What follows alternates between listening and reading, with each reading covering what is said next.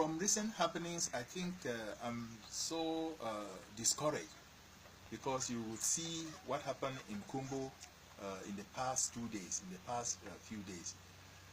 The destructions and the harassment and the deaths, because we have had so many deaths in Kumbo, it's very, very frustrating and disappointing for an elected official whom we are, that at every moment some people must die, and particularly in Kumbo.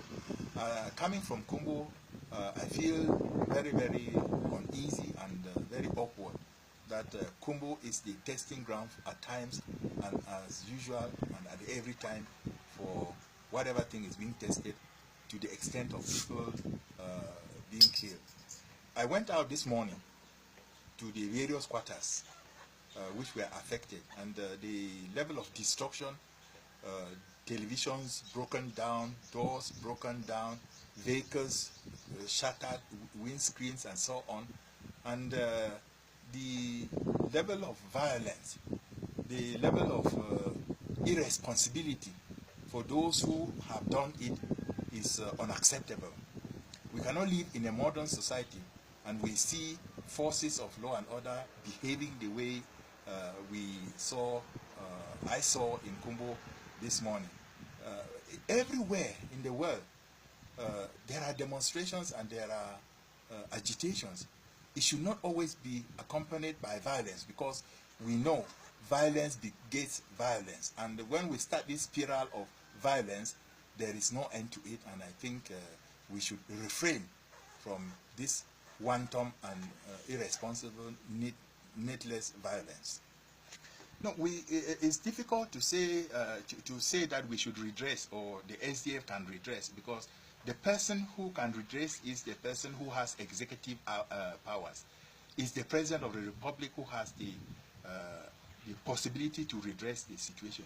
But asking what the SDF is doing about the crisis, has done about the crisis, I think it is very, very clear that people should really be informed of what we have done.